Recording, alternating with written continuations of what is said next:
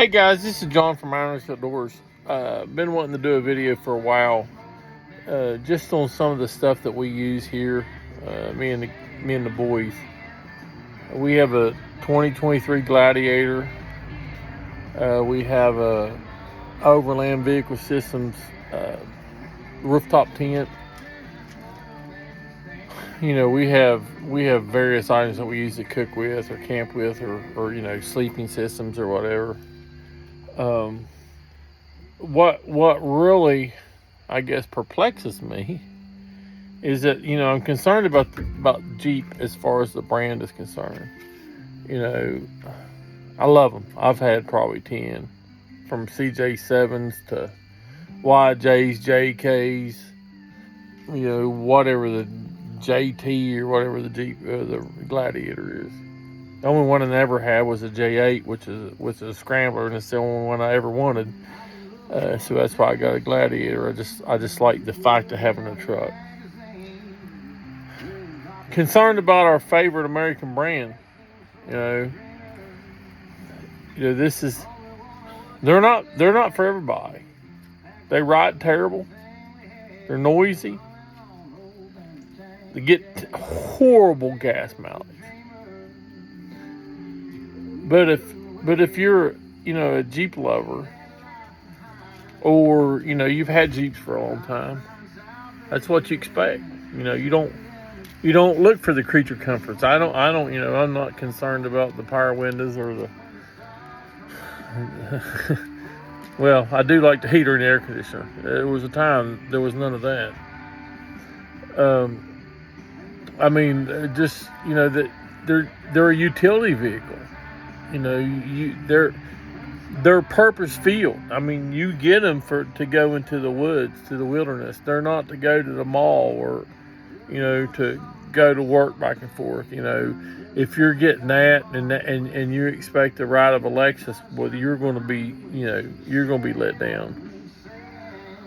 But if you get it for what it is, man, they're an awesome vehicle.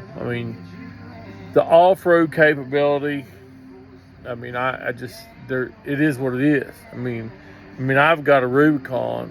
You got front and rear lockers. There's some things I'd like to change. I'd love to have a standard again. I always had standards. Getting old, knees hurt. So an automatic is a plus. Especially if you're pulling something, automatic is better. I wish it had more power, but they never had power. I had CJ7s with, what was it, a 258 straight six. They wasn't made up with power. But it wasn't meant to be that way. I've got the 3.6 or 7, whatever that Pentastar motor is. And it is what it is. It does fine. I wish my rear end was geared a little different. I wish I didn't have 410s. I'd like to have either 488s or maybe 513s. Something I may do later. I don't want to trade because I'm afraid they're not going to be here next year. They're just an all around, especially. To me, the Gladiator is just it's a purpose built vehicle. Its off-road capability is unmatched with the Big Four. Plus, you have a little bed space. I can go to Lowe's and get a piece of plywood or whatever I need. But other than that, I hope Stellantis pulls it out. I hope they wise up and realize that that the Jeep brand is something that it's an icon. It's something that if you lose it, you may never get it back for what it is. Those 7-slot grills, I see them. You do whatever the Jeep Wave is. I don't know. I got ducks and all that stuff in my truck. I don't know what it is. I just hope that they don't lose it. I've had one for a long time. I remember I had a CJ7 once. It was completely rebuilt. The only thing that wasn't original was the driver's seat. Had a 350 motor in it from Chevy. Had a 4-speed, standard transmission, and it would do wheelies. I test drove one time an old CJ5. It had a 401 AMC motor in it. It was scary.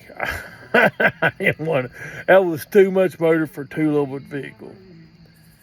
But anyway, I just, as we go on, as Iron Arch Outdoors goes on and the boys progress, and I want to sit down and tell you about some of the stuff we use. And today we're going to start with our vehicle. Again, like I said, it's a 2023 Jeep Gladiator. Got the Rubicon package.